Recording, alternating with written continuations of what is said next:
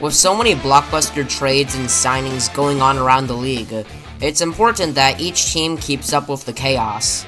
Here I'll cover everything the Central Division did this 2023 offseason.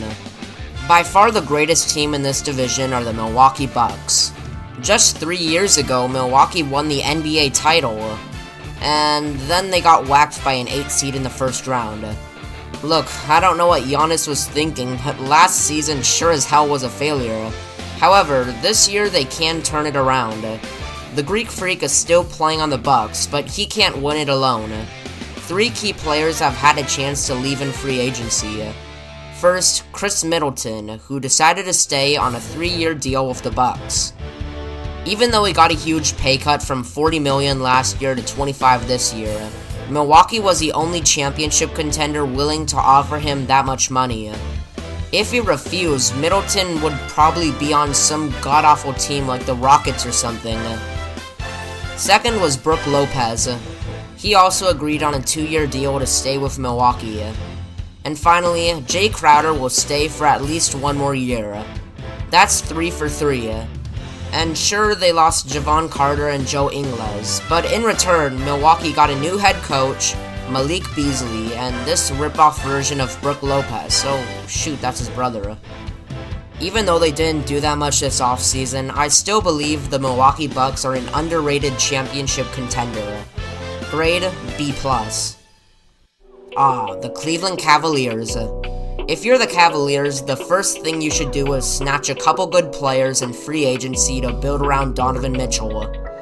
Mitchell's in his prime, and you don't want to waste a star player's prime, just like how Portland wasted Damian Lillard's.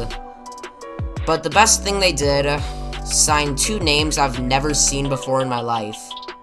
I guess they want to get whacked in the first round again. Grade D. The Chicago Bulls just signed Nikola Vucevic, Javon Carter, Torrey Craig, and re-signed Kobe White. Again, those names aren't really mind-boggling, but at least they're trying. Grade B. Finally, let's cover the Pacers and Pistons. Now, don't get me wrong, these teams are horrible, and next time they'll make the playoffs will probably be in 2030, when apparently humans will be immortal or something. But even though they suck, they're taking some baby steps to finally make the playoffs. For instance, Detroit used the 5th pick to get Asar Thompson, signed Detroit native Monte Morris, and also hired Monty Williams at coach. Grade, a very average C. Another rebuilding team are the Indiana Pacers, who gave Tyrese Halliburton a supermax and got Obi Toppin of the Knicks. But by far their best move was bringing in Bruce Brown from the NBA champs Denver. They also kind of paid Brown a butt-ton of money. 2 years, $45 million.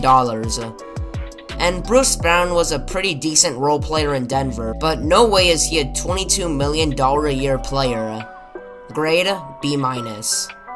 Now, overpaying bench players is obviously the Pacers and Pistons' way of taking advantage of the cap and testing out the chemistry these players have together, while also stocking up on draft picks.